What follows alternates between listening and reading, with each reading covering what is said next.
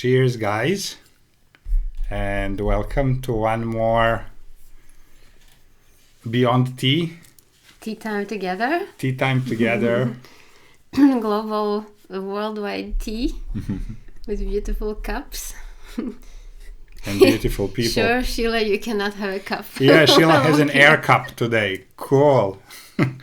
Ice cup. Yeah. It's quite a cold tea around there. Very nice. So today we have the topic of self-worth. So yeah, this is something that has come up during this week, and it's kind of been accumulated itself for quite a while to talk about this topic. And it is much more profound than what it seems at the first sight. So what we want to talk about is where it is, how important it is it real, is it invented, does it really exist, and all of those beautiful things. So that's what's going to be a topic today. We will see if this actually helps our life or it's in the way of our existing and having peaceful and harmonious actions in our life. So, self-worth. I guess like every week, let's start a little bit with you guys and see what role does self-worth play in your life. How do you actually understand it to be, and how exactly is your interaction with your own self-worth? And also, do you believe in it?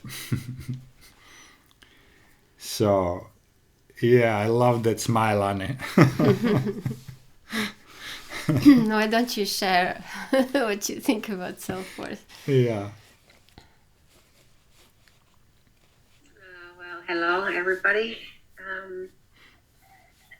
I guess self-worth is one of the core issues for me, since a teenager. And at the moment, I think it's linked.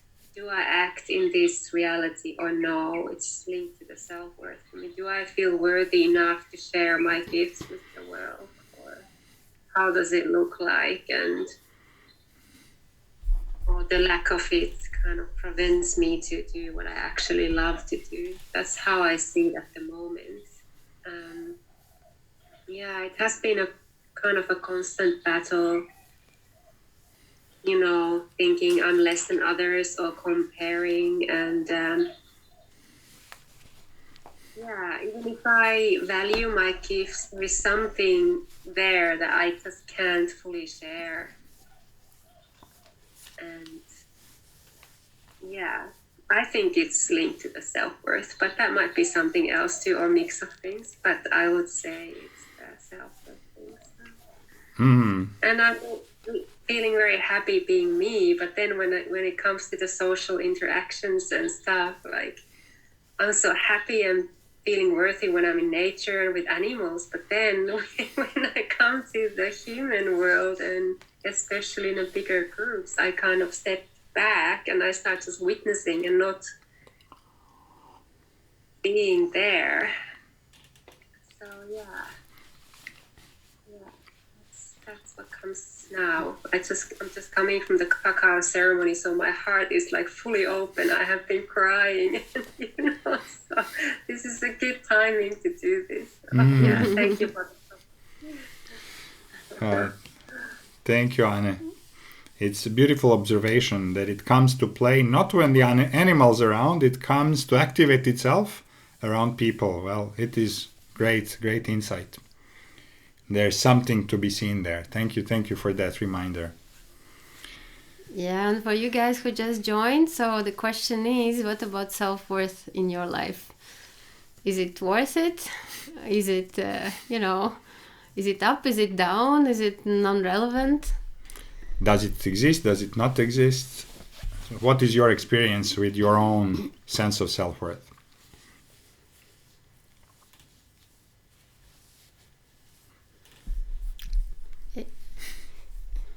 I see Gitika has something to say about it. Yeah, Gitika is smiling. Yeah. So tell us, how is it in your life about it? Hi. I think it's been a huge journey. Really a journey from possibly at one stage having none to now finding the beginning to set the pillars in and the foundation for it. So I think it's there's a situation I'm in that I think I got into because I had no self-worth, and now I'm trying to get out of it because I seem to have found it. So it's still a process. I think it's a work in progress as we go along. So I don't know when you entirely have it all together, but it's definitely been a huge shift from zero to something. Thank you, Gitika. So from you we get the element that one can build up to it. So this is interesting to look at. How and when do we build up to it? When do we not have it? And then what happens in the meantime? So beautiful insights. Thank you. Who else would like to share something about your own state? What is the role of self-worth in your own life?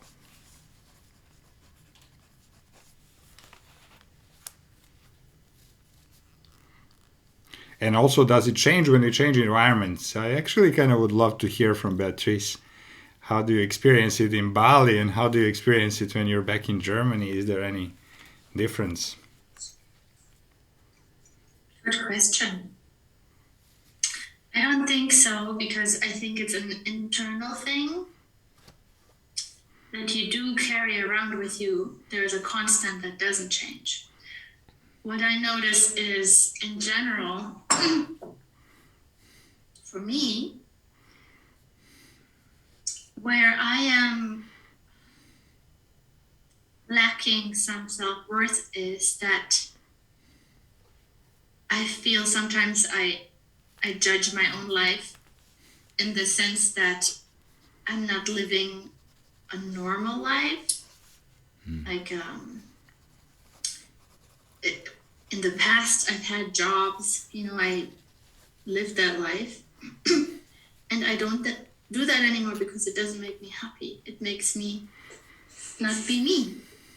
And now I chose this other life where I live in Bali, and I don't have a consistency in many ways in my life, or safety in many ways in my life. And that somehow I was wrapped up with self-worth, like safety. I think for me it's wrapped up with self-worth. If the more I feel safe, the more maybe I feel worthy or something, if that makes sense. But that's where I feel it, that and it's me judging myself too, that I have this,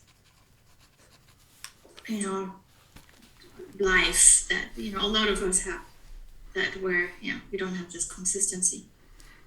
Cool. Structure. Thank you, Beatrice. Great points. That self-worth might be connected to how well we are performing what our environment expects from us, what type of life we are supposed to have. And so it's very, very great. Nice, interesting insight. Thank you so much. Yeah, Jive, straight from the flaming portal. Yes, Jive. Let's hear Your from you. Your thoughts on self-worth. And we need you to unmute, please, Jive. I have a theory. It's more like an astute observation that pretty much just about everybody in this realm does have either not very good self-esteem or total shit. And the reason I come to that conclusion is, you think about it. We come from the God force, we are the God force. If we are in our element and in our true operating as we're meant to be, our lives would look exactly the way we think they should. How many people's lives are that, apart from zero? We're not operating out of the God force, so therefore we don't have self-esteem. We see ourselves separate from that, So, I mean, of course, I'm totally included in that. Mentally, my life is like totally freaking amazing, and I'm sure everybody on this call, their lives look completely different from their mental picture to their physical picture to their spirit picture. And I am God. And it's like, who actually really believes that? Or rather, who embraces it? And I remember a wonderful guy that I've been following for quite a while, Neville Goddard. He said, don't think about God, think like God. And I think that is just the absolute key, because most of us sort of think about God and this, oh yes, and I hope and I wish, and if I do this or if I do enough downward dogs and upward humans, it doesn't matter a shit whether you're a vegan, whether you eat crap, whether you drink booze, which I do every time because I don't like tea. And what we do, I think, doesn't matter a shit. What matters is the attitude and the focus and the state that we're in when we're doing it. All games are equal. Whether you're a criminal, whether you're a serial killer, whether you're a spiritualist, whether you're a yogi, whether you're whatever, I don't think it matters. What matters is that you're natural in what you do or what you are. Remember watching the movie Natural Born Killers? I thought that was one of the most spiritual movies I've ever seen. These guys, natural born killers. They were loving, happy people, and they were doing what they were meant to be doing. Most people would go, oh, but they're terrible, they're whatever. That's judgment. When you get out of that and you see the purity of it, and I finally got it. First time I resisted and I thought, man, this is crap. And I thought, no, this is one of the most spiritual movies I've ever seen. Natural Born Killers, check it out. Yeah, I've seen the movie a long time ago. Yeah, I remember it very well. Thank you, Jive. I thought, it's not meant to be this way, but when you get rid of all the judgment, all games are identical. It doesn't matter which one you're in, but it matters the way that you play it. Think and act. Think about God. Waste the time. That's separation. You have to actually think and act like God. And then, of course, you manifest everything. That's the great thing about Neville Goddard. I suggest to everybody to read about him. One of the most fascinating guys I've ever come across. He never charged. He lectured for like 20, 30 years in Hollywood, of all places, about spiritual matters. And he never charged $1, anything. He never charged any of his lectures. He always had tons of money. His wife had $1,000 dresses. He lived well. How did he do it? He never worked a day's life. He was always abundant. Beautiful points, Jive. Thank you. As always, you remind us to the deepest connections possible, and that don't think about God, do as God does. This is a beautiful, beautiful reminder about a quality of the place from which we do things and the quality of recognizing the source. We will definitely go deep into this. And it's also interesting that you are saying that it doesn't matter whether you whatever you do. So we will get into that as well. It's actually super interesting to observe and kind of zoom a little from several directions. So thank you so much. Very, very cool. There is always consequence to action. I mean, I do understand all of that as well and such, but I think it also depends what heart space you're in. And I think a lot of people kind of miss that. We all get into this is good and this is not so good kind of stuff, which I don't sort of have anymore. I don't have an opinion on anything. To me, there is no good, bad, or ugly, or pretty, or indifferent. There's just different stuff. Which one do you want to experience? That's the end of it. And it's your experience. Nothing to do with anybody or anybody who's watching or how many likes you get on Facebook or how many people like me, how many people don't like me. I don't give a shit, as you probably can tell by my language or what I do. I I mean, I do. I'm a caring person, but that stuff really doesn't. And I realise that's such a big trap that we do get into. We put more value on the mirror, what the mirror reflects to us, than what we are actually experiencing ourselves. Tell me I'm nice. Tell me I'm great. Tell me I'm pretty. Tell me I'm cool. It's just like, no. If I feel I'm cool, that's enough. I don't want to know what anybody else. That's not my business. It's none of my. I don't want any likes on Facebook. I don't give a shit about that. It's all fake anyway. Fake book. Fake book. Exactly. Fake book. Yeah. If you want to play that game and you're into it, that's also fine too. Like, I mean, I'm not for or against any of these things. It's just most of it is totally unappealing to me these days. Because I realise it's a trap. Anyway, I'll shut up now. I'll let you guys go, otherwise we're going to be here all night. I've only had a couple of drinks, but hey, I'm having fun. I hope you guys are too. Nice to see you switch for a change to swap sides. This is actually, we are even sitting on the same side, but we mirrored the camera. So, yeah. Thank you, Jive. Thank you, Jive. Beautiful.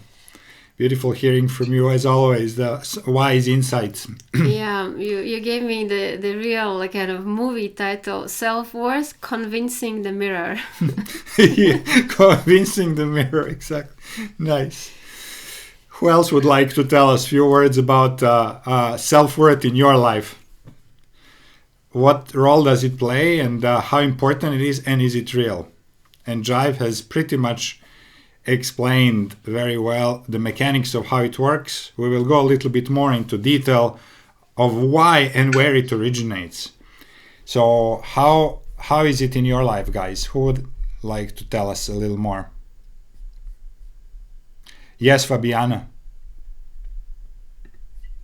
Good morning, everyone. Well, actually, I don't know if, but I just got an insight here that I wanted to share and maybe hear more from you. I always get a bit confused in my life when I think about self-worth, but then I think about self-esteem and self-confidence, you know? Because I do feel that I've never had really problems with like self-confidence or esteem, you know, I've never been like shy or anything. I just go and jump into things and believe it and all of that. But when it comes to self-worth, I feel there is a different nuance, and it's like there's a shift there. So maybe I almost feel like it's something more unconscious, you know? I don't know if that's the difference, because then I do realize that I'm not that good with self-worth, you know? Like I'm good with self-confidence, but not good with self-worth. And I'm like, what? It's weird to think rationally, but yeah, so I think there might be a difference there. Perfect, Fabiana. Thank you so much for that, because there is, and we will get exactly into that. And thank you for actually pointing out that nuance there, because it's quite nuanced, exactly. We will definitely, we made a note, we'll go into that. Luca. Yeah, hi. It's actually, I wanted to say a little bit about it. It's been a topic lately for me, actually. I realized that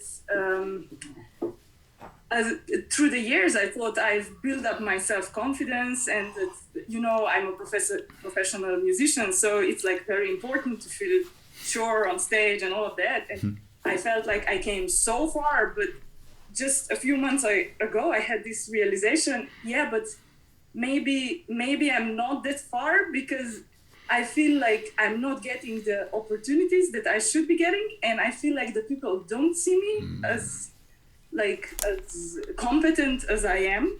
And I think it's actually me who's doing that. It's still somewhere in the back where I'm not confident enough to show like, I'm here, I'm great, employ me, whatever, you know, but it's like...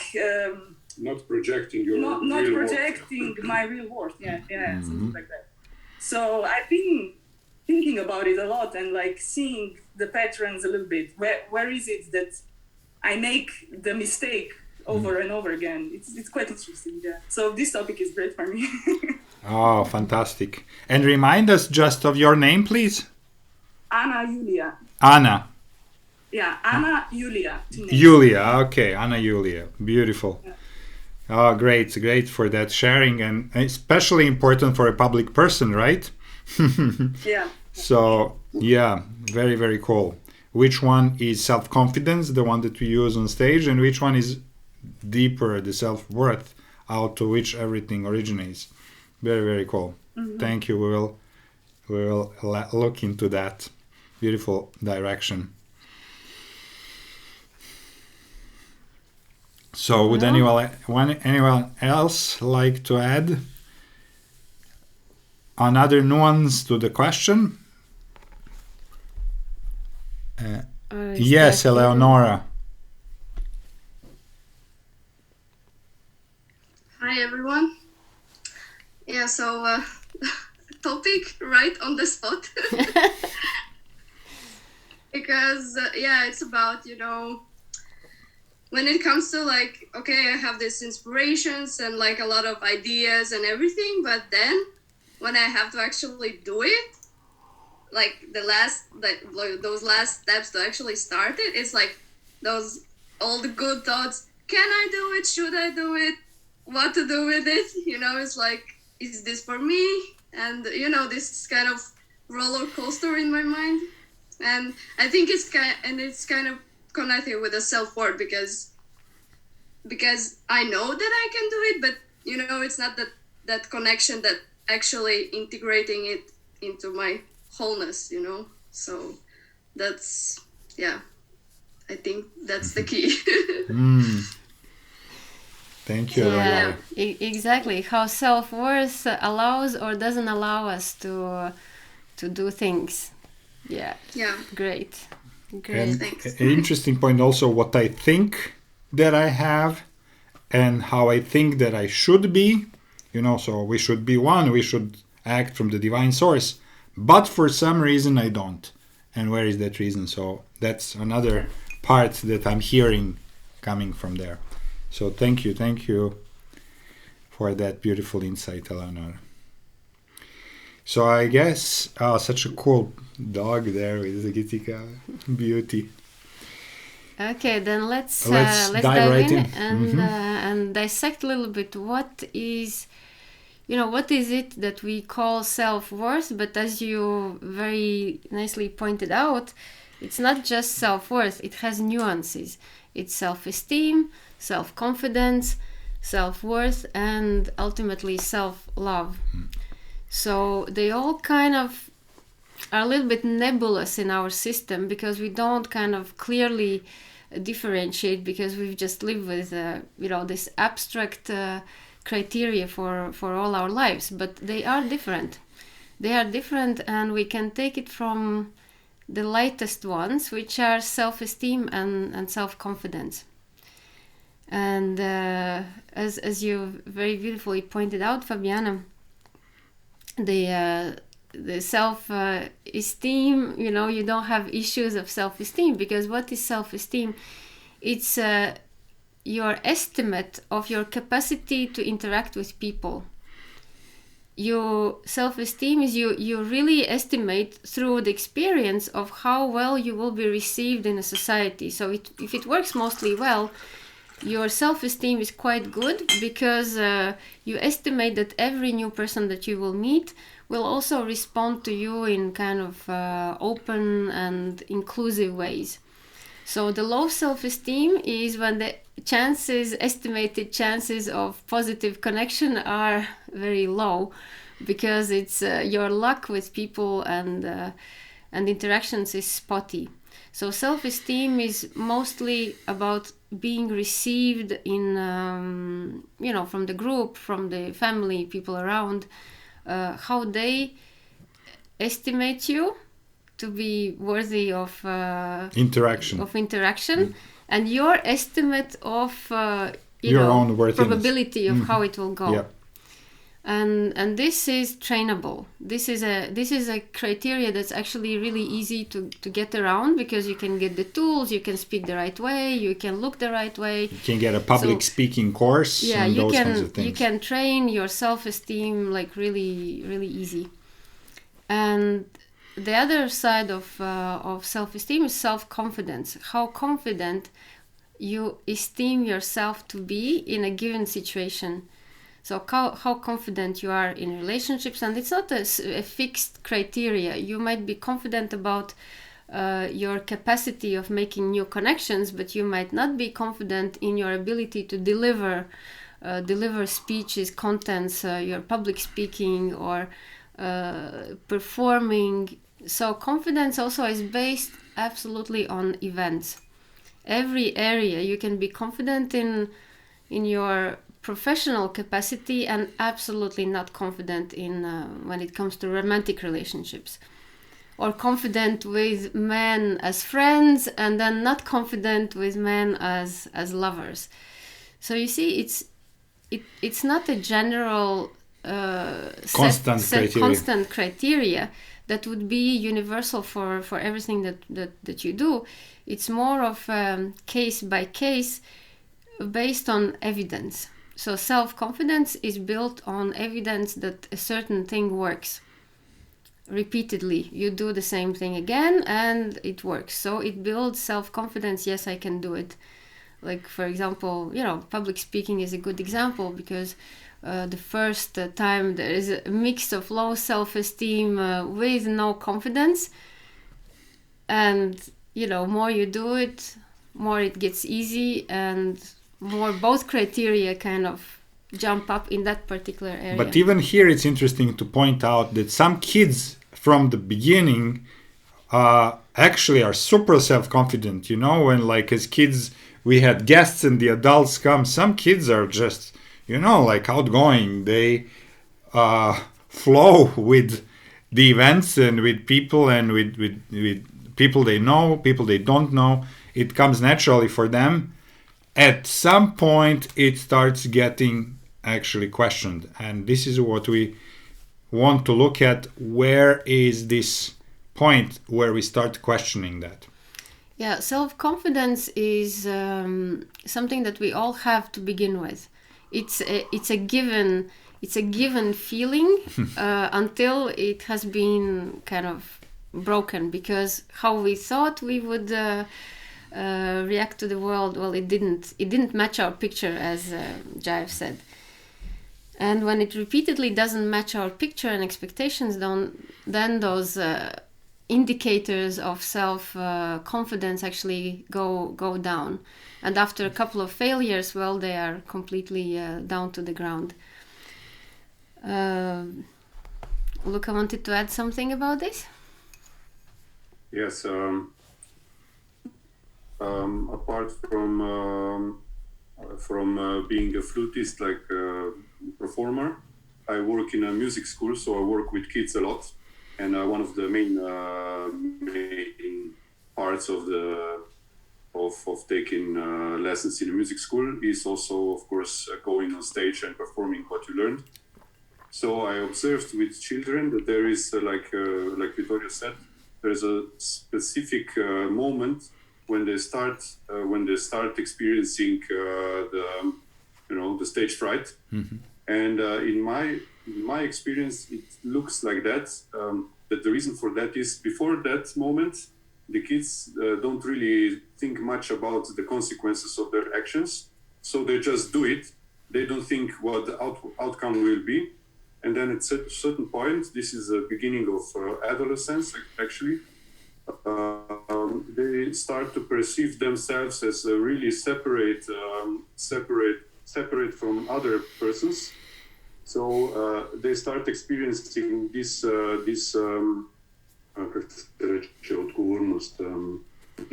responsibility, this obligation to perform in that way that the outcome will be positive, so that the result will be positive. And it's for some kids, especially for the more observant ones, it can be really a tough situation, because it just gets them completely unprepared. They go into the same situation, so they have performed in front of public before, but at that moment when they step in front of them, they start thinking, oh, what if this goes wrong? What will happen? Will they still love me? So Exactly. it's always parents present also. Huh? So what we work on with kids very persistently is that they understand that the people will clap anyway. So each way it goes, even if they blew it up completely, people will be happy because they can hear them play. And anyway, people in the public don't really know the piece that well, so they can laugh, you know. it's not a big deal if a note goes wrong or not. But this is a long process, and it's super important to have a mentor that understands this process. We both went through this education system without proper mentors to help us develop this proper attitude towards failure, actually, because when things go well, it's no problem, everybody's happy, but when things don't go so well, there you need the right perspective. And it's I think it's very helpful for kids to have adults in their life who help them realize and reassure them that they are loved anyway, like anything happens, they're still loved. This is a great point, Luca.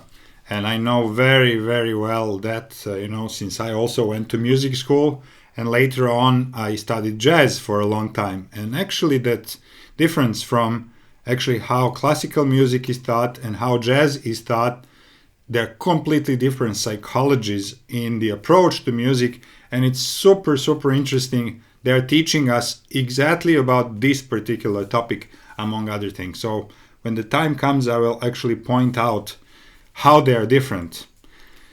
But in two words, one of them, jazz, is the language. You speak it as you speak spoken language. No kids are having confidence issues about just speaking, like with their parents, with their friends. But something with classical music is about how you perform that speaking. How do you express yourself? So that's kind of different. One is something that you've learned and kind of it's a little bit rigidly imposed. The other one is trying to teach you the language to speak it. It's really, really interesting, the distinction. But the point is, that kids at one point lose that spontaneity. And we will examine exactly when it happens. If it happens even before that. So then getting back to self-esteem and self-confidence and self-worth. So esteem and confidence are those criteria that we're kind of muscling and building up and down. But the self-worth is the underlying beat of our perception of self.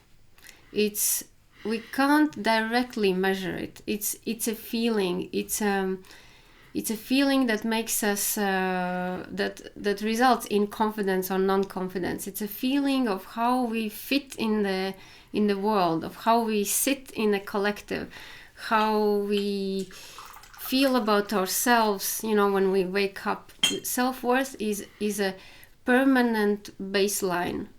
Yeah, and there are many criteria that can act on that self-worth. Of course, the attention and comments from the outer world have direct access to self-worth. But still, the first thing that will get damaged if you get like a bad comment or unpleasant situation, it will be self-esteem that will take it on first. And then when the self-esteem and confidence go down, then the self-worth degrades. If it was ever anywhere up, then it goes down after repeatedly attacking the self-worth. But what is self-worth standing for? It's standing for before self-love. And that's the most sensitive part of each one of us, the self-love. And as Jive said, like, he doesn't know anyone who has anything positive about the self-worth. Well, it's a direct kind of measurement instrument. The self-worth is direct measurement instrument for self-love. And there we have lots of misunderstandings about what self-love even is, how does it feel, what to do about it. So this little parkour of from self-love to self-esteem is actually all, as the name includes, it's about the self. Yeah.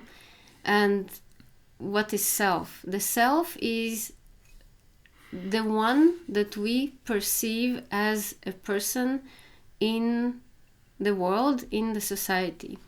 So that self has been born, around age of 2, when kids start like really understanding that they are different beings, that they're separate beings, and they start realizing that unconditional love and attention that was directed towards them starts fluctuating without that they can integrate or explain or understand what makes it come and go.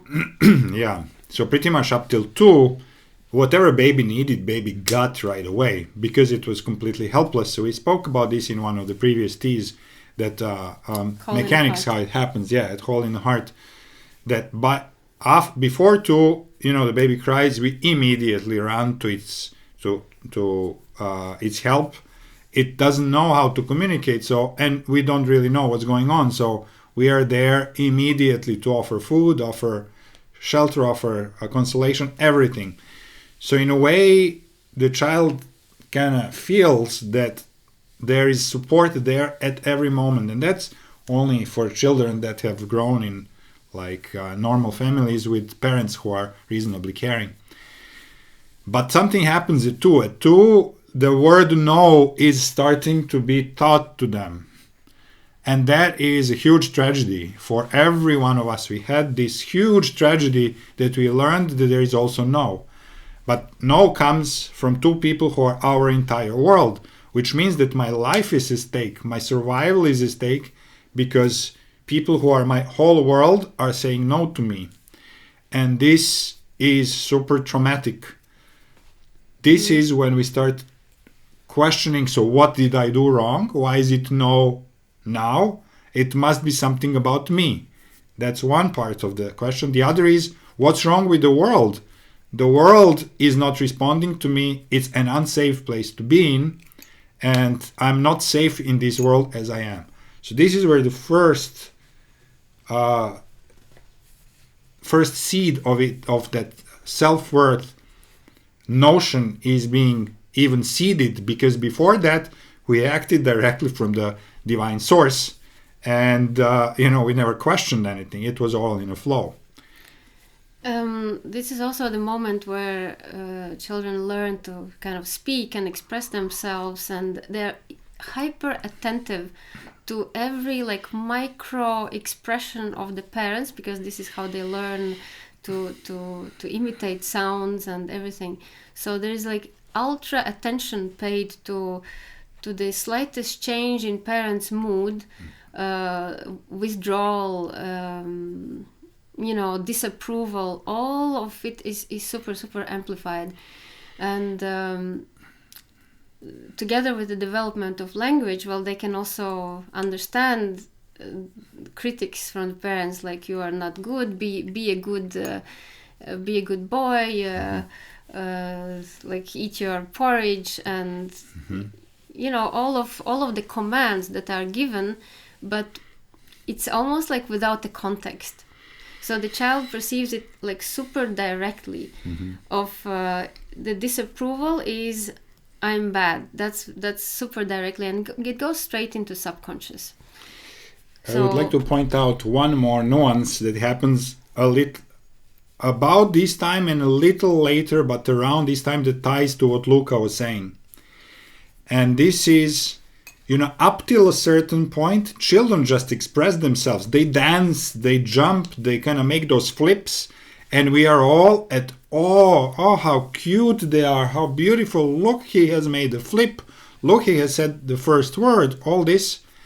And then at some point, they love that they're getting attention. At some point, we start saying, well, okay, if you want to be admired, you have to really learn to make this flip right.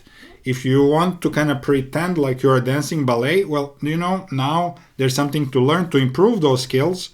if you want to play piano, yeah, it was fun when you were just hitting the first notes. Oh, look, the baby has hit the piano note. But at some point, we're expecting you that those notes actually harmonize, that they're not just cacophonic noise. And that's where they are starting to perceive that they have to do some work. That mastery doesn't come naturally. And it's again a great shock. I'm not as good as I come. I have to do something to actually learn this. Huge shock that now I have to deserve to get that admiration that I was getting for free all the time till now.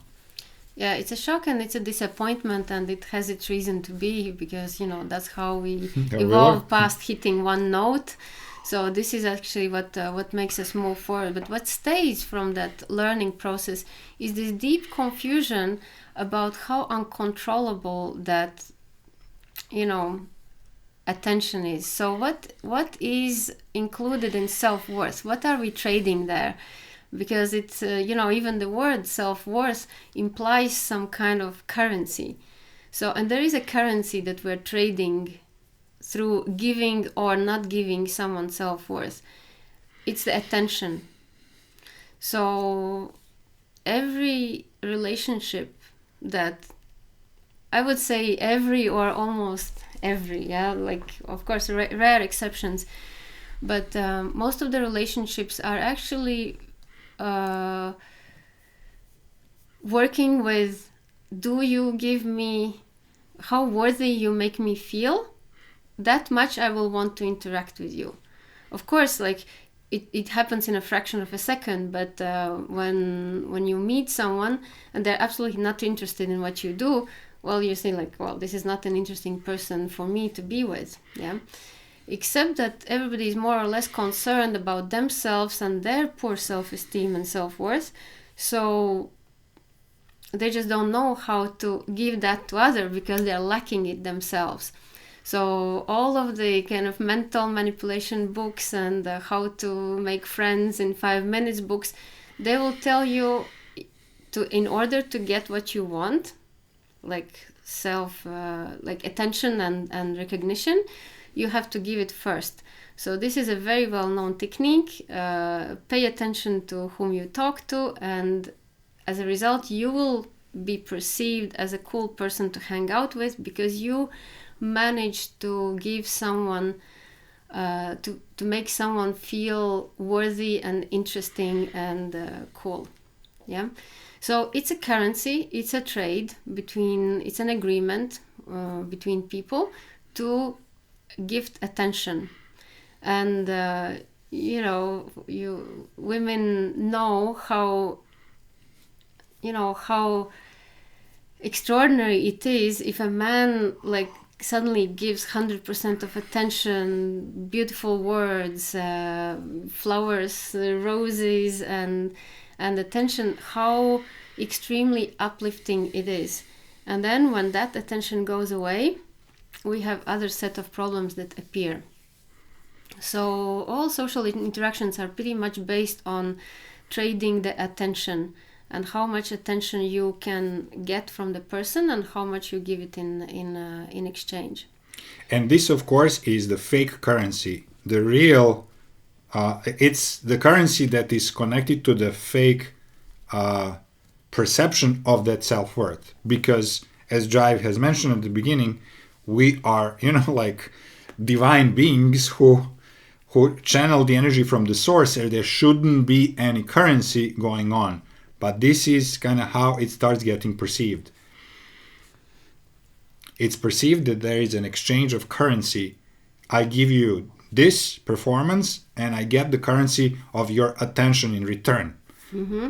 So what are friends? Basically, friends are people who trade well together because, what I do, my friends like, so they give their attention, they pay attention to what I'm good at, which builds my self-confidence, esteem and self-worth in what I'm doing, because I have a number of people paying attention to that. If nobody would pay attention to what I do... It says paying attention, so you're getting paid in the currency of attention. So it's even in the language. So if what I love, let's say, you know, for example, my crystal jewelry, and if I love doing that and I'm doing it in my own way and just out of my own kind of inspiration, without copying anyone, without asking anyone approval, and then nobody pays attention to it, the automatic reaction is, oh, well, then it's not interesting enough, it's not like maybe special enough, and I would question my ability to craft something that I like because other people don't pay attention. If they don't pay, well, there's no worth in what I have. Yeah. And then it starts this unnatural cycle. Okay, so what do I need to create out of myself to be paid well? To be paid well and to accumulate the self-worth. So like this, it goes in every area of our life, and especially the relationships. So being paid with attention from the partner actually accumulates our self-worth as a woman, as a man. So if our first partner is paying well, we start off like couples life with, pretty confident in our ability. And so we act more natural, we're more spontaneous, and we kind of accept our way of being. If the first partner didn't pay enough, well, that worth went down from wherever it was before. And we enter the next relationship with this awkward doubt, because we don't really know which part is not worthy paying attention. So we're like artificially trying to compensate. So was it the hair? Was it my attitude? Was it my smile? Was it how I think? And we start kind of examining which area could we improve, where could we enhance our value to get the attention. So the biggest problem actually happens in this exchange of attention. It happens when the attention is withdrawn. When attention is withdrawn, especially in couple, oh my God, it creates jealousy. Because suddenly, imagine that you've had 100% attention, and then suddenly someone else gets that same attention, so you don't have it anymore. There's a competition. It's a crisis. It's anger. It's non-acceptance. It's a drama, and the jealousy is nothing more than freaking out because you're losing your payments in attention. Yeah. And there's like a danger to permanently lose them. So this is this fear. I'm losing my ATM of attention. My ATM machine of attention. Because the self-worth that is built on the basis of whole and heart, by definition, is unfulfillable. So, like no matter the amount of attention from the partner, it will never build in any self-worth. The moment that attention goes somewhere else, the whole is back to where it was before, to the emptiness. So jealousy is a way to prevent that attention from going away by any means, passive-aggressive, open threats, and etc. The other thing that happens when the attention goes away is a fear and acute sense of abandonment. So you had attention, you feel safe. Who said that safety equals, say, self-worth, as Beatrice? Yeah, Beatrice. As long as people pay attention and, kind of create the feeling of safety, then it's fine. And then when that attention goes away, then this loneliness and feeling of being abandoned, and it can get to like some hysterical levels where people literally cannot live if they haven't received a message or the phone call from that person in a day. So it's all, when the whole is big, the attention needs to be constant by all means. Whoever can pay that, like keep flooding the attention, it will be good. And the minute that it goes away, jealousy, abandonment, and feeling not good enough. We know this even like to the higher scale with people who are like public personas, singers, divas, rock stars, singers, so forth, who their whole is just being filled when they are on stage. The moment that they step out of the stage, if they are actually performing from that place of filling up that hall, the moment that they step down from the stage, there's so much less attention going on that they get in the crisis and all kind of like compensating behaviors such as drugs and drinking and all of those things. Yeah, well, it's really being junkies, attention junkie. Yeah. This is all not true for people who are actually spontaneously interacting and actually sharing their talent from the place of natural divine flow.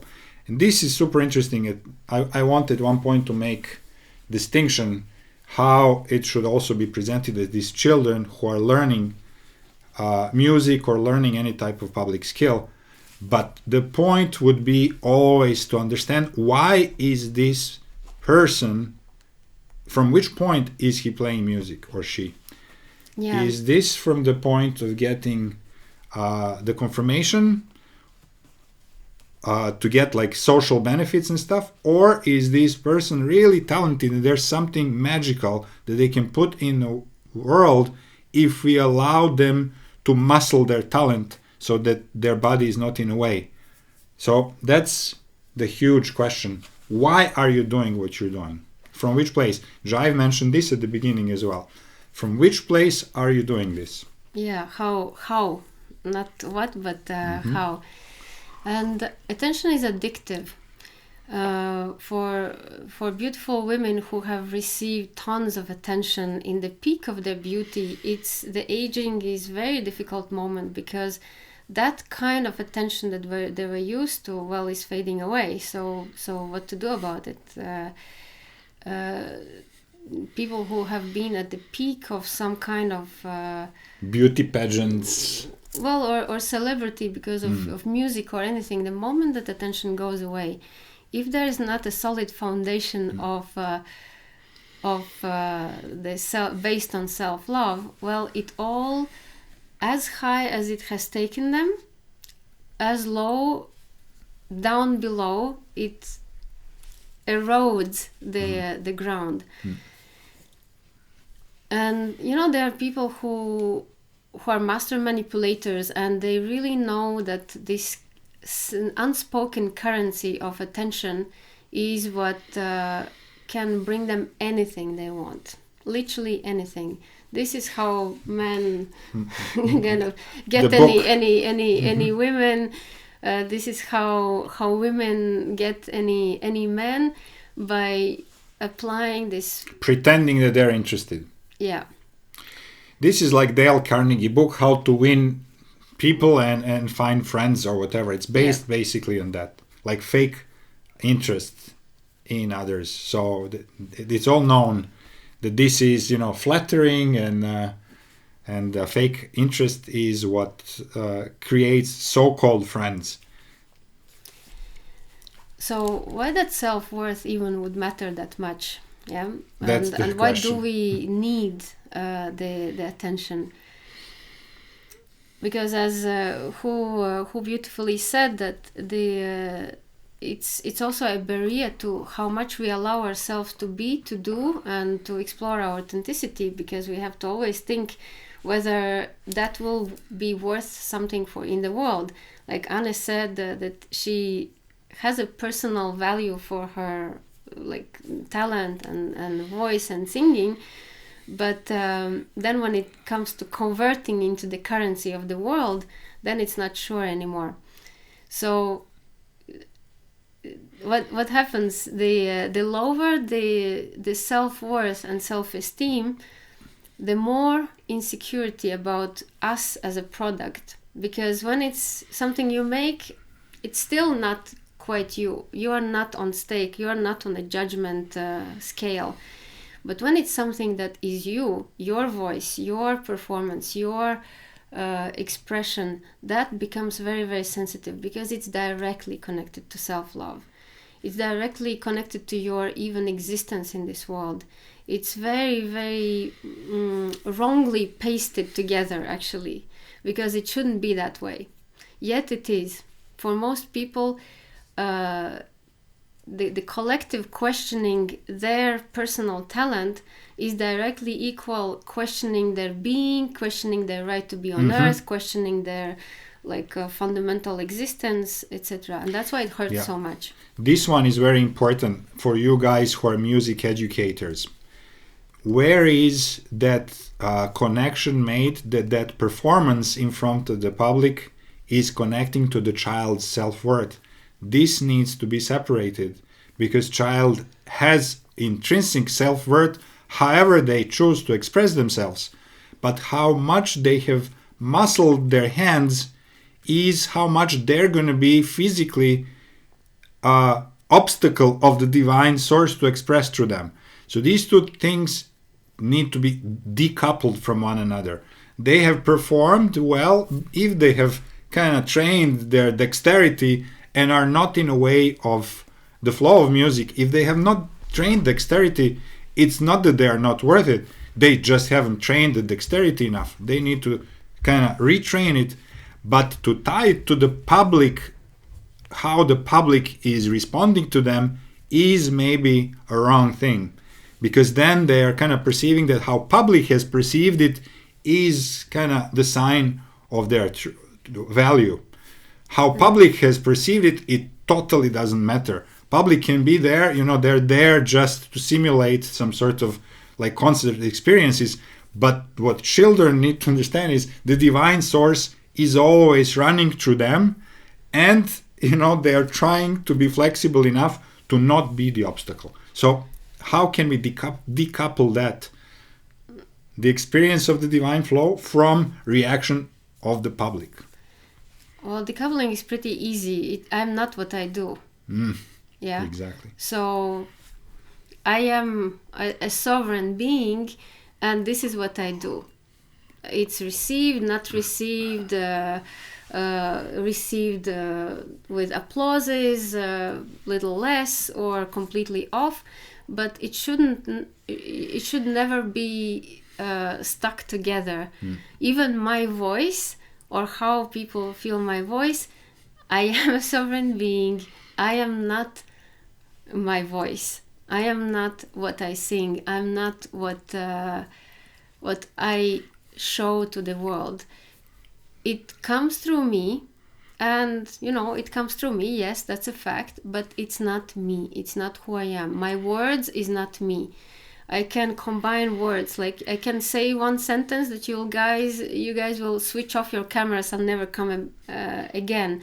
So we can spoil things in 1 second by combining the words in the wrong order.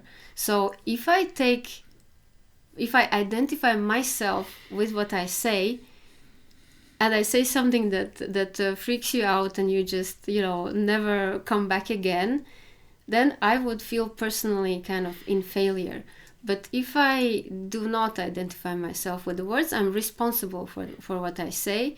But what you think about what I say does not in any ways get to the essence of who I am, right?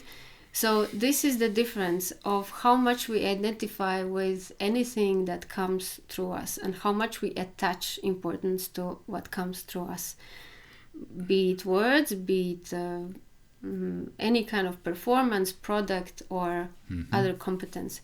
So we are not what we do. We're not what we say. What I do, exactly. And we're not, what comes out of us. What comes out of us is another thing. It's a product, and it has its market value, which can actually be paid in attention. So how to remove this idea of self-worth from being an obstacle to how much we allow ourselves to be. Luca, did you want to add something? Yes. What I find very, very important as maybe a next step or a helping tool to that, what you said, like separating oneself from one's actions. I think a good way to do that is by in case of children and education, to help them try and understand that the step on the stage, like when they go on the stage, it has to be their decision. It's not like they're pushed. They have to lose this feeling of being pushed into situations they didn't want and they didn't they didn't prepare for. They have to. When I talk to my students, they always we always plan to for them to perform, and we talk in that way that they understand that it's their decision, and we will prepare as best as we can to enjoy the moment as best as is possible for everybody. Like they will enjoy the pianist who plays with them, perhaps will enjoy the people who are listening will enjoy. I will enjoy. It's like collecting the fruits from the tree that you have been nourishing for some time. That's a beautiful approach. Exactly. Enjoy. It means the divine is present and we are in the magical creation at the moment. And I would add one sentence that helped me tremendously from jazz training. If you can get that into classical training, it would be amazing. And this is that you don't expect in public performance to perform any better than your average performance while you were training. So you don't even try to perform more than that. It's going to be as good as your average performance during your practicing. And that way you can be, first how much to practice. Second, that you can be relaxed. You've done it so many times in that, but that fear comes from trying to be better than I am at average. And that's where the stress comes from. This needs to go. This is then about performance and about stress purely. Well, performance is just one aspect. Think about kids who change schools. It's not even a performance, but the stress is million times bigger than any stage fright or performance, because that's where they don't know what to perform. At least if you know what to perform, it's kind of okay. You can estimate how close you are to what you're supposed to perform. But when you enter like a big school with new kids or a collective of people where you have to somehow find your way to fit in, this is where there's no instructions, and you go with whatever awkwardness there is and whatever level of previous self-esteem there is. And that's where actually when it comes to our talents and our true expression, this is where it gets really, really sensitive, because we would feel crushed if our dearest expression is not received and paid in attention. And that's where we don't dare actually to go big or go public with just spontaneously with like the voice or the singing or the any kind of very personal, or like Eleonora saying that she knows she can, she knows it will work, but there's something stopping. That something is that inner critic. So I would like to highlight that who is keeping up the idea of the worth, who is keeping up the measuring, who is holding the measuring tape. Well, it's the inner critic. We have installed the witness, who is there with the little scales and saying, okay, this you did good, this you received that much attention, here the attention is constant, here it's growing. And that inner critic is constantly monitoring which of your actions perform the best. Or even with your partner, like doing what brings more of attention in your field. So those inner critics have established also the allowance of what you are allowed to do as a human being to match somebody's expectations. And as long as we have these inner critics, those are like alter egos, and they're performing really well, they're doing their job to perfection. It's not even that much that the world is criticizing us. It's what is criticizing us in our heads is so much more powerful than anyone can ever say. Because we read the world and what it subtly kind of implies and translate it into, oh, so that's not good enough. One time, like, she didn't like what I made, so I will not do it again. So the inner critic is making sure that you don't do things that will not bring attention, and you don't do things that will bring any outer critic. So the whole existence around the self-worth is going nowhere, because it's out of your control anyways. You can never make sure that what you do will be loved, liked, and accepted. It's impossible. We cannot control on how it's going to be received. So the only way out of self-worth is not pumping it up in any ways, or trying to persuade your inner critic that it's doing good, that you don't need any attention, you're good just the way you are. It's fruitless, because any next event that will take attention away from you will confirm that it's not working. So there's nothing you can do about the self-worth, and that is a fact. You cannot enhance it. You cannot make sure that you feel good about yourself. It's not the place from where you can do it, and there's a big reason for that, because self-worth is installed in every human mind as an unfulfillable criteria, and connected to sort of a cloud, the egregore, that makes sure that you never get the self-worth esteem. You can artificially, of course, pump it up and say, well, I'm the best in the world and I don't care what you think about me. But it's a defensive position which actually masks the inner insecurity, and it will never truly and really feel good. No matter how much and what you can tell yourself, what others will show you will matter anyways. So even if you pretend that it doesn't. So the only way out is in, as always, and understanding that all of the self-worth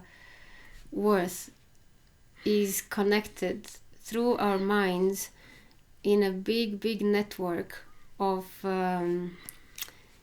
cloud of collective self-worthiness. Yeah, a cloud of collective self-unworthiness, I would say. Mm-hmm. Because the problem is always coming... Yeah, literally that's from where that lack of self-worth comes. Because, as Jive said at the beginning, it should flow as complete divine flow.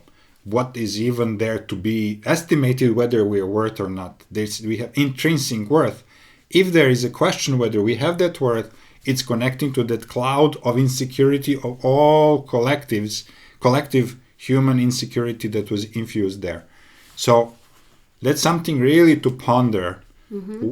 Why and how did you connect to that cloud? And once that we know that we are connected, we need to disconnect from it and to actually understand that this concept of self-worth is actually something that doesn't really intrinsically exist. It is artificially made. And more you look at it, more you will see, and that's why we're paying such extra attention to dissecting the self-worth, because when you start looking at it, you very quickly you will see that it does not exist. Mm. It's a concept that is based on nowhere. It has no stable criteria. It's unfulfillable. It's unmeasurable, and it serves exactly nothing. It's one of those things except that keep preventing us from being chill with life. Well, yeah, keep us in perpetual servitude to those who are actually deciding for us whether we are self-worthy or not. Mm-hmm. So there are two ways to go about it. One way is to go the path of eternal healing. Find who, one by one, in your life made you feel bad, unworthy, small, insignificant, etc. And turn it around one by one. So we can start healing self-worth, digging the parents, release the partners, and go on literally for many, many years. But there's another way. How about that instead of trying to stitch together a cloth that is falling apart, we just, ditch the cloth? Why do we need such a concept? Why do we need such a inner criteria as self-worth that is based on unfulfillable criteria? So if we drop, but it takes a lot of courage and focus, but it can be done at once. If you drop the notion and idea, if you stop the if you unsubscribe from the idea, if you stop it, just stop like it. that video, like you unsubscribe from the idea of self-worth and you say it does not apply to me, what are you guys even talking about? You will, I'm not playing this game anymore. Yeah, I'm out of the game. What does it mean that unrelated people or close people give vote for what I do? What does that vote even mean? Are we in artistic skating or something? Artistic skating, 10 for this action. This morning you were 9. This morning you suck. Well, allowing the world around us to think what they want to think and letting it through. Self-worth is the critic who collects the opinions and puts them somewhere. It stores it.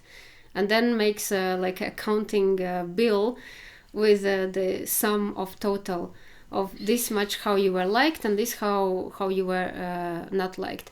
But if you allow the life, opinion, people, whatever they think to just flow through you, without that it has to mean anything, as Jive's wise word that what you do doesn't really mean anything, well, in a bigger scale it doesn't. It has to mean something, otherwise we wouldn't, even bother. But the opinion or the judgment or voting or liking should not stay inside. This is how you get rid of the whole concept of the self-worth in one go, without digging and trying to fix it or improve it, because it literally has no end. If you give it thorough thought, there is no end to, or a stable place that you can be, because even the greatest musicians, performers, composers, most beautiful people, they all in their interviews say that they suffer from this emptiness as much as everyone else.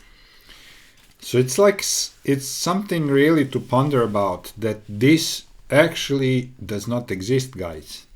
That self-worth is nothing real. It does not exist. It is invented. It is not real. But it's characteristic that we actually physically have. Yeah, but it's universally accepted. But it doesn't belong. It's not built in you, and it doesn't have to live there unless you invite it to. Unless you choose to actually apply this and use it. So it's one of these big, it's a hook that has been planted in our subconscious. And if you really look at it deeply and you agree with us that it doesn't exist, then that's really the first step to get your power back from that cloud of constant disempowerment. And the place that you can unhook first is, as Jive said, the picture that needs to match. The picture of yourself, the way you would like to be, as opposed to the current actual reality. Yeah, so, Beatrice also mentioned this. The expectation of the group that she has a so-called normal life, whatever that is, versus the life that she has that's more resonating with her. Picture A, picture B. Beatrice has picture B. And they want picture A. So all of a sudden, this is throwing me off. So if we examine the pictures that we have posted on our walls and are trying to fulfill, you'll see the self-worth lives somewhere between in the space of expectations between the picture that we have projected and the reality that we are embodying. So how about dropping the picture and living the reality that we have with the body that we have, with the competencies at that level that we have exactly right now? Yeah, the subtle art of not giving a fuck. Yes, I know. I read it. It's a great book. Exactly. And it is a direct healing for this particular glitch, I would say. But even there, it's like, a little bit faking it, because it's good to train it, but what we really want to do is unhook it. And it's not even a question. We give or not give it, it just doesn't exist anymore. We do not want to not care. Yes, Beatrice. I was trying to find where I raised my hand, and so I just raised it. But you have one. You talking about option number 2 makes me feel so good. I just feel the relief of the idea in my body. And then at the same time, because trauma is my, that's what I do. I do trauma work with people. I know that it's a concept that starts here. And then, of course, if you truly want to embody it, you have to embody it with your entire being. And I just know from my own experience and from experience working with people is that your nervous system, it shuts you down, and your brain has an off switch when there's danger, because doing number 2, wow, I mean, that's takes everything. Yeah, it's worth it. It's totally worth it. I want to do it. And then I also know that if I do it, my body reacts, I have these reactions that I can't control based on fear or whatever comes out, based on, whatever past stuff, that the eternal healing stuff, it's actually what I do with people. So I don't know if you have some words of wisdom of how to exactly get around the safety system that comes up in your system. Yeah, you do. Exactly. It's a great question, Beatrice. Yes. Because you very correctly pointed to the place where the whole thing lives. Yeah, it lives only here. You cannot find, if you tune in your heart about self, you don't even have a file for it. It doesn't exist here. If you breathe, if you feel yourself, if you stay with yourself, you cannot find a place that is called self-worth. There is not such thing. It all lives in here. Yeah. So if we know where it lives, that's from where we should actually start the thing. And the other place that the truth resides is, for example, the heart, and the heart connected to subconscious.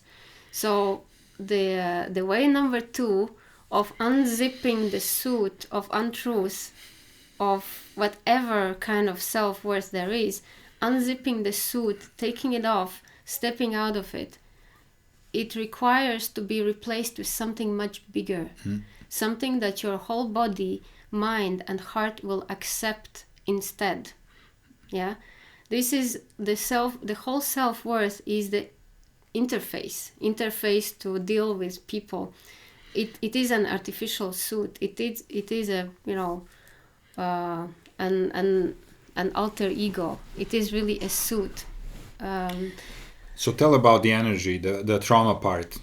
Yeah. So the traumas are all coming from non-self love, hole in the heart. Dig how much you want, and you know that any kind of expression of trauma is coming from the hole in the heart, from the deep non-love experienced as a child, or the birth trauma as well, as we spoke.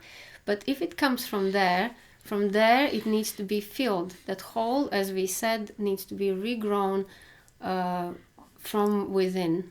What's the energy to heal it? What's the energy to regrow that wound in the heart? all at once. Well, it's tuning very, very deeply into this divine nature that Jaiv mentioned. It's tuning into our original source connection. If we don't know what is our original source connection, if we have no idea where it is, what it is, it's simply being present with your breath, with yourself, and with your, let's say, the truth of who you are. The truth of who you are is in your body. It's not anywhere else. You can't explain or justify any truth from the mind. It's in your heart. It's right there. It has always been there. So dwelling deeper in this infinite vastness that is within ourselves, through meditation or through breath work or through contemplation, whatever brings you right into your body, that's where the truth of who you are exists. Not your opinion about yourself, but about the true I am essence. Even if it sounds abstract, just the simple fact of meditation brings you there every day. Yeah, that's the place where no questions exist. And that's the place from where we can actually live. We spoke about attention as a currency. Well, it doesn't exclude that you can still receive attention, but how much more is worth your attention to yourself? What you're trying to get from people as attention is actually the desperate cry of your heart to get your attention. So if you start paying attention to yourself, you, getting to know you, if you start dwelling in your own heart and paying attention and talking to yourself and exploring yourself and seeing what this beautiful being can do and really looking at yourself with divine eyes, you are the one that you were looking for the whole time. Like what your deepest self love is your heart is crying to be seen by yourself, not by the others. That's why the others' attention is never 100% fulfilling and so volatile and so kind of difficult to trade in. Yeah. But if you understand the simple fact that you have been crying for attention from yourself, and you start giving that attention to yourself, paying attention to the body, paying attention to your thoughts, being loving and kind, same what you expect from others. Well, bring that to yourself. Yeah. This is immediately replacing, because what we ultimately don't want to meet is our judgmental self, right? Because our inner critic is harsher than any human other critic that can be, because it has those criteria that are unfulfillable. So we're afraid to look inside because we're afraid to not like what we will see. Some people in psychedelic journeys, they are shocked by what they see about themselves. But when you start paying loving attention, the one that you would like to receive from outside, when you start paying that quality of attention to yourself, you start filling your own hole and it starts regrowing, because you start to learn and appreciate yourself for how you are, who you are right now at the moment. And from then on, you can build it in any direction. Mm-hmm. But that ultimate fulfillment will have to come from inside, one way or the other. Part of Beatrice's question was also that people have this kind of tendency to get blocked when you're about to go to the deepest place where they actually need release. And do we know that, working with people, how difficult sometimes it is to get them to look at something that is, they perceive it as pain. I just don't want to go there. I dealt with this. They're on a way. I don't want to go there. It's like, because it's going to be painful, because they're going to be seeing themselves in a very,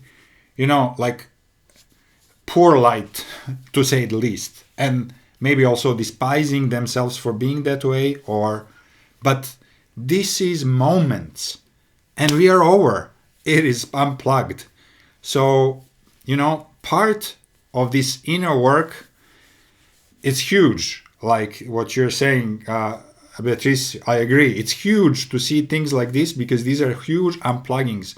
But the speed at which we are moving now, we simply don't have more time to actually go to psychoanalysis for 10 more years. We have to plug out like, weeds. It might hurt in the moment, and then you're going to feel so much better after that. It's like, like peeling off the Band-Aid from the hairy part of our body. Is it going to hurt if we just snap it out? Or if you do it slowly, then it's going to be just, boring and long. And this is actually a very interesting thing to understand.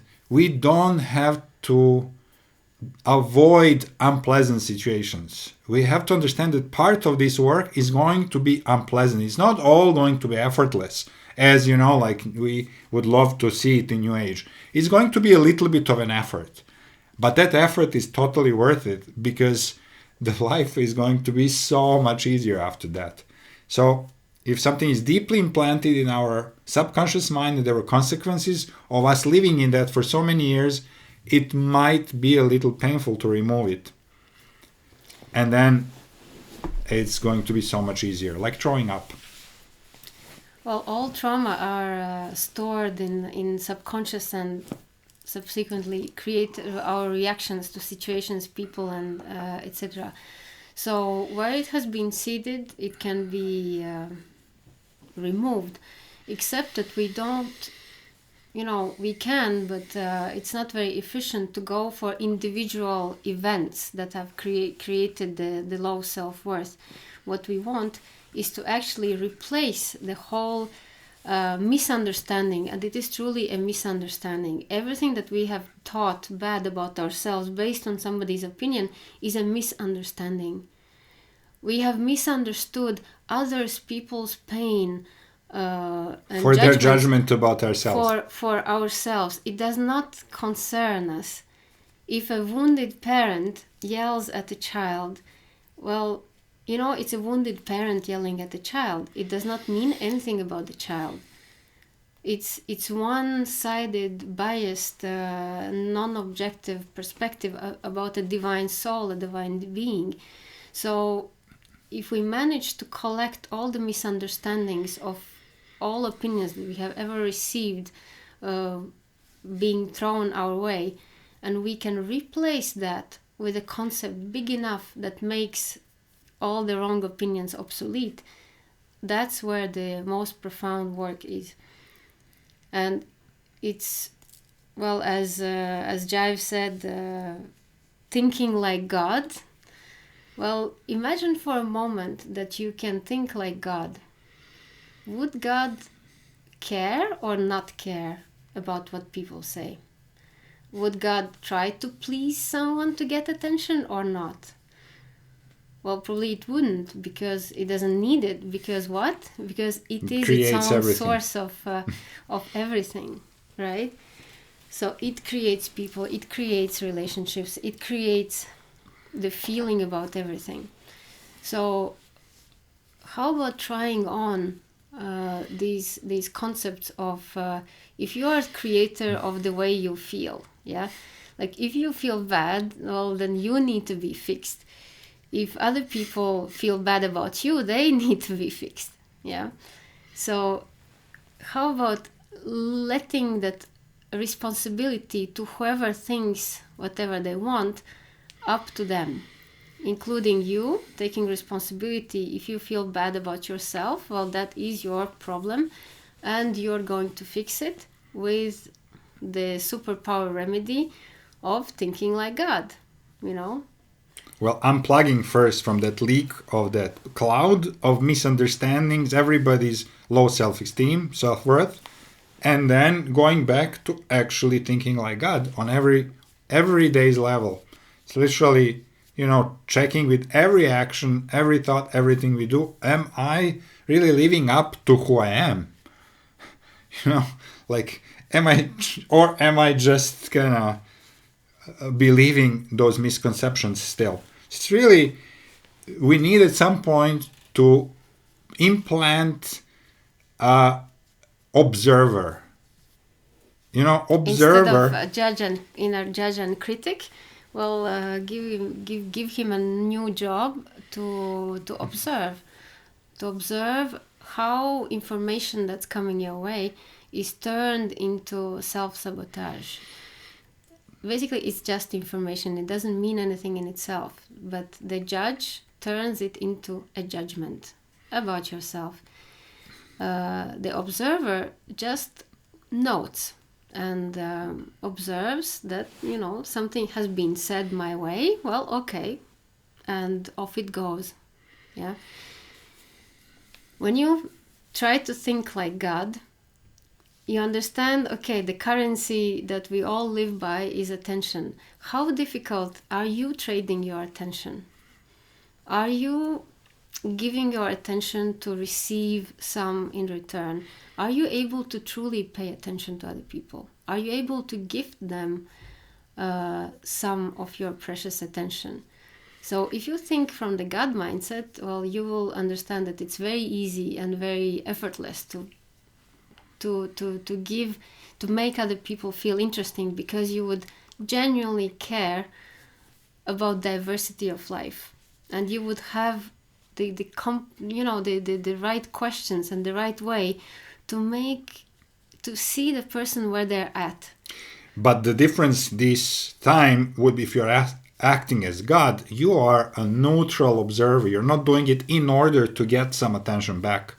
It's like you're doing it because you are genuinely interested in how does divine express itself through this being?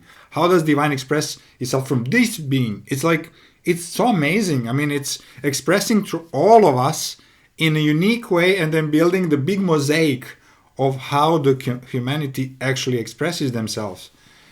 It's So that is the state of joyful curiosity about life, Joyful about curiosity. ourselves, about, oh wow, how do I react to this information, and not holding on to anything, not making anything into anything that is not. So yeah? if not that creating a personal lie, but gifting attention and paying like genuine attention to not only people who you would like to interact with, but to pay attention to anything that's really curious to you as an observer, that embodies the, God's mind.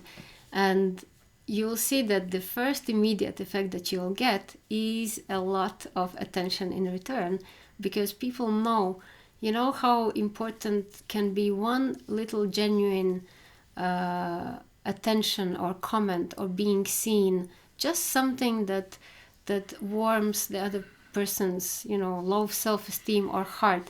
But when it comes unconditionally and without any interest, it really stays. It really stays and puts a seed of that God's energy that you represent into another person's heart.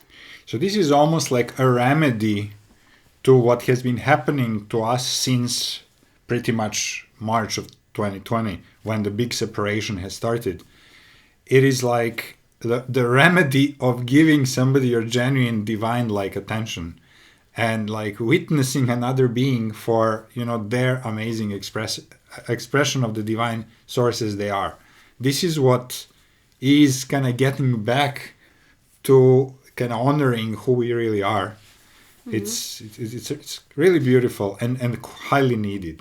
And when we observe other people through like complete neutrality, if we don't have self-worth issues, or we have dropped the concept altogether, and we observe someone with genuine curiosity, our look is not charged. It will never be perceived as judging or, estimating anything. It's not a commercial look. It's another transaction. It is pure curiosity, and people who can do that have completely different energy, and they're perceived as really like free, cool, and magnetic, because they're not sucking the attention. Most of us are like going around as a magnetic sucking attention holes. But how about that we're emanating, we're source of attention? How about turning that around? So it is a fundamental flip in how quality of our existence and life and experience and how we feel about it can switch if we get this one thing from self-worth to universal love. Yeah. So again, a little recap. How do we get to this God, thinking like God? Yeah.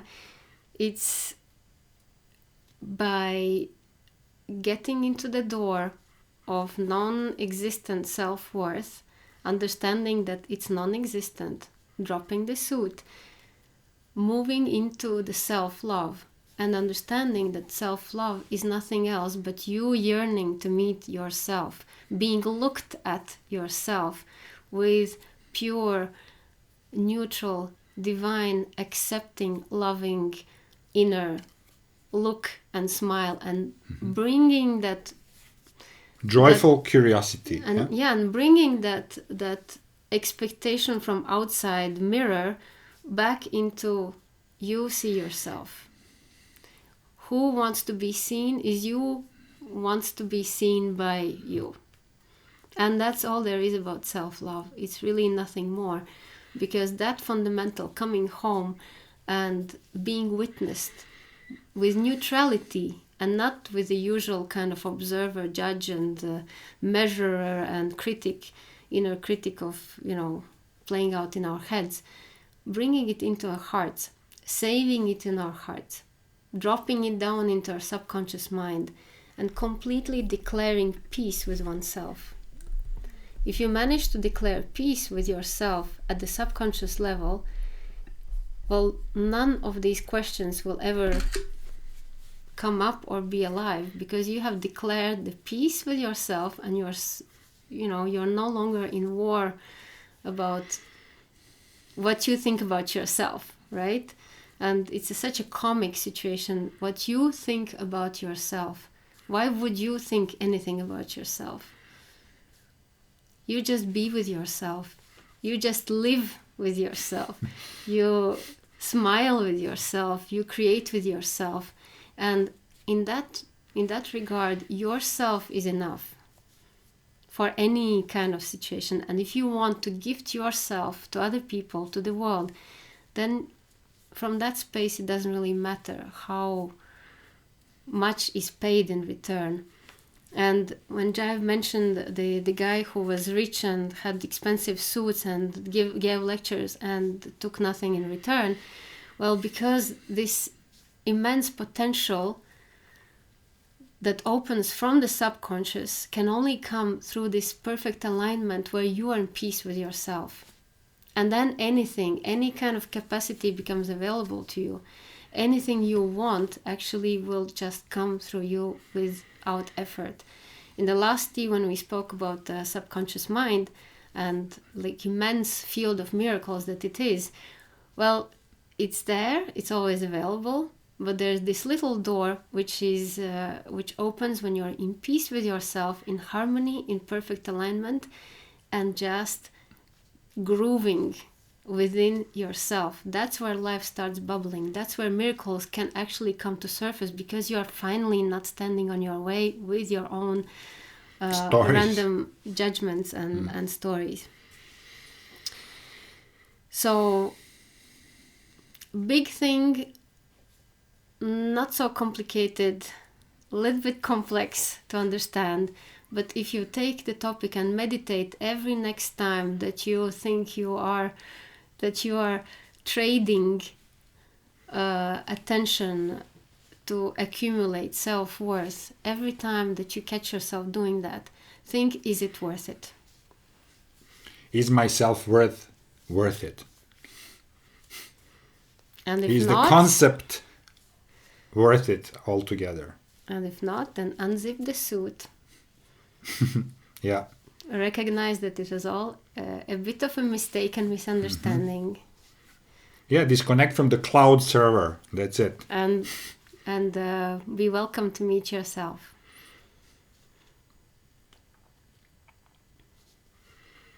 Yeah. Any questions? How does it sound to you guys? You think you can do it? Gitika has big smile. Yeah, first thing I'll do it today. Yeah. Screw the self-worth. Jive, you wanted to add? Please unmute yourself, Jive. I was just going to add one last thing, just building on what you guys were saying. In our world and society, the whole thing is about making it, being successful, earning, which is another way of proving. And for me in the last few years or whatever, and because I didn't manage to become successful in the world, and it really pissed me off for like decades, which I'm sure everyone can relate to. And it's actually been such a godsend because now I don't need to do it. And I've discovered that the whole point is not to try and make it or become successful or become something. It's about becoming nobody. Absolutely. In no time. Mm-hmm.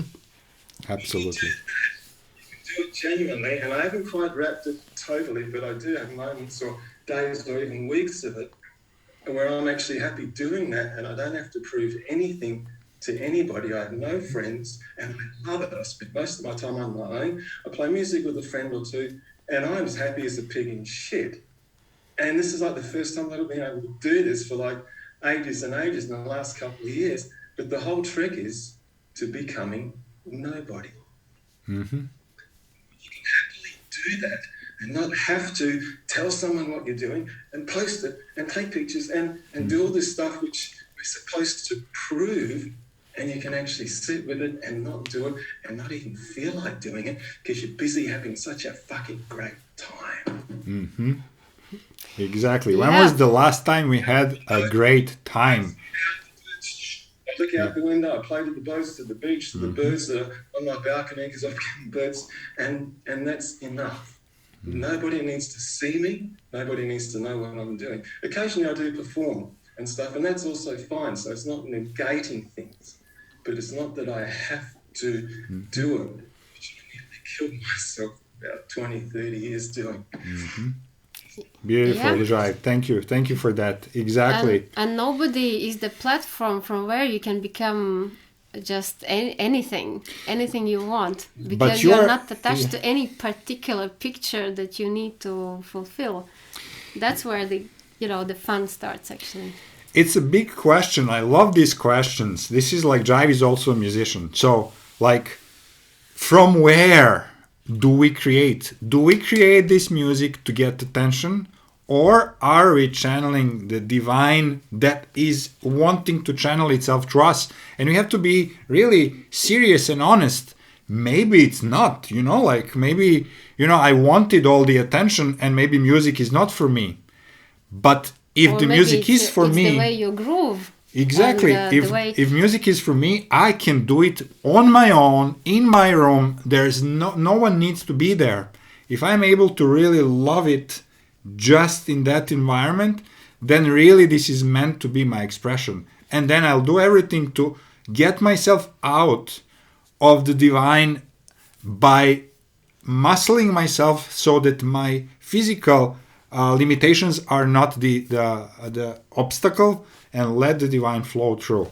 What happens after is going to have a life of its own. It depends on what my intention is going to be. Do I want to share this with the public? Do I want to share it with friends, or do I want it for myself? It doesn't really matter. What your intention is, that's where it's going to happen. But only if it's genuine. And we see so much of ungenuine expression going on because of that currency that we talked about. So beautiful sharing there. Yeah, and I love the documentary about Coldplay, which the guys explained everything from day one, how they started and how they became these mega musicians. And they had these moments of doubt, exactly what are they playing for? Are they performing? Are they telling the story? And so the lead singer said, "No, I'm just telling my story. I cannot not sing. I'm telling my day through a song, and then it becomes, and then we just take it on." But even they, with this immense immense popularity and attention, as soon as the show is over, the question still comes: are we worth it? Are we doing right?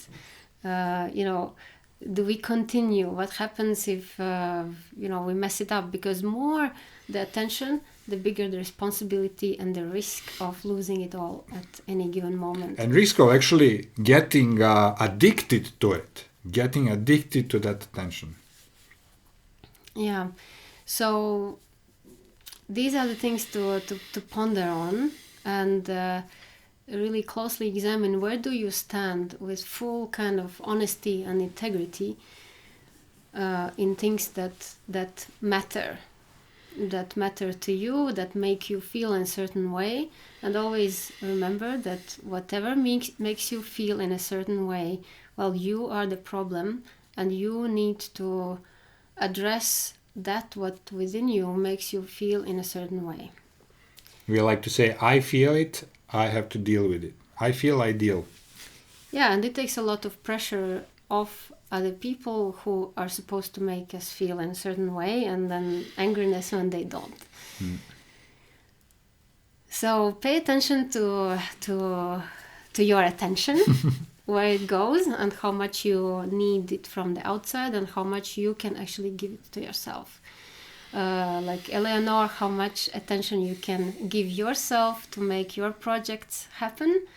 And if you can groove with yourself and make your thing and just see what happens, then you will see that the whole story of judgment was just useless and not in place, because it is about living an experience and seeing yourself in the mood of creation, and the result, if it comes from that place, will be absolutely satisfying.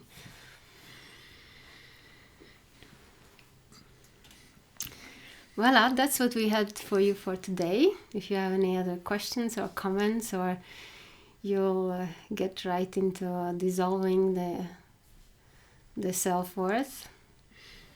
Yeah, now would be the time. Just get into it, dissolve it, unplug from it.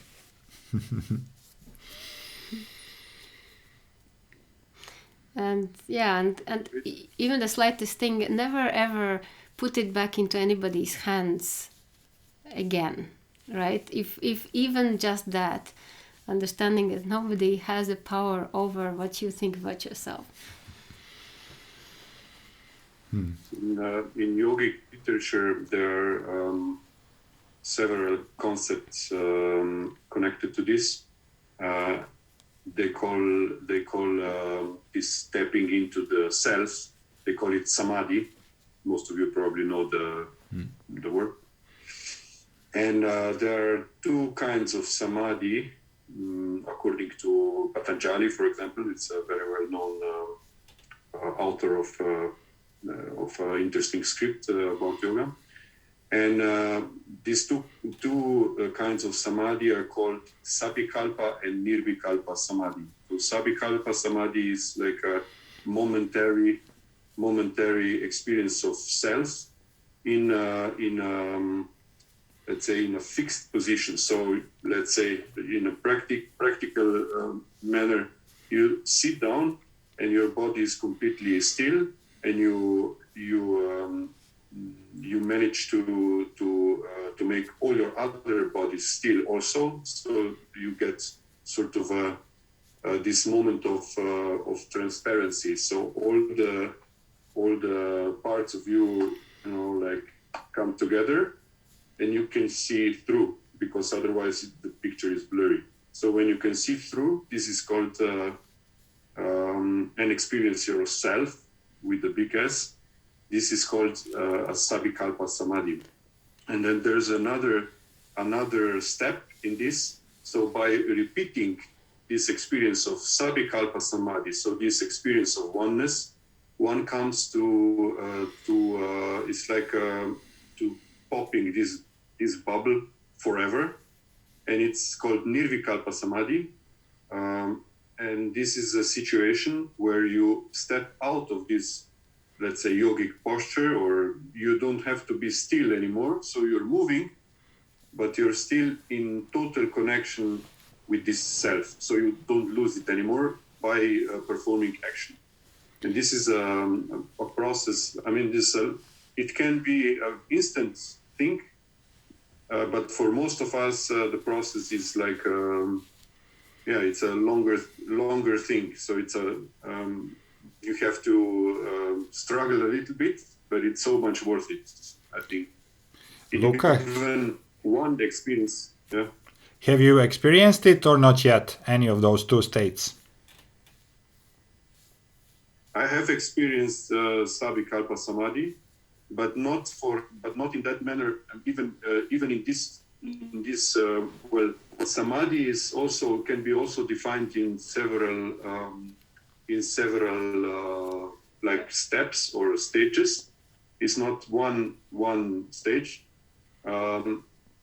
What I have experienced is this connection with oneness through practicing Kriya Yoga. But the thing is, I cannot keep this attention for a prolonged time yet. So I have to practice more to being able to keep this state for as long as I want. So then the next step is to repeat this experience, and then at certain points, which is actually a manner of grace, not a manner of achievement. So it's like a blessing you receive. So you pop the bubble, and you never go back to that losing of this connection. These are the nice little targets and explanations what we can expect to get to. So yeah, thank you for that. Great to actually hear that you're on the way to that. So yeah, keep whatever tools and explanations are helping to get to that place of full connectedness. Amazing, very welcome. And the general direction is in. So in whichever way you can draw every outer need back to yourself, reel it back in every possible way, and make yourself the source of everything you need, the more, however it goes, like through whatever technique or just simple, like intense awareness of the reality, yeah. So whatever helps, please do it, because, we have a lifetime to live with joyful curiosity. We don't have time to dwell in these mental concepts and constructs. So let's just get to it, and get it out of the way, so we can actually create a reality that looks more like what we want to feel. So thank you, guys. So beautiful to connect with you again, and beautiful to hear your wisdom and to share. And have a beautiful unplugging from the self-worth cloud. Mm-hmm. And we see you next week. Big hugs. Big hugs. So much love. See you next week, guys. Thank you. Thank you, everybody. Thank you. Thank you. Bye. Ciao. Thank you.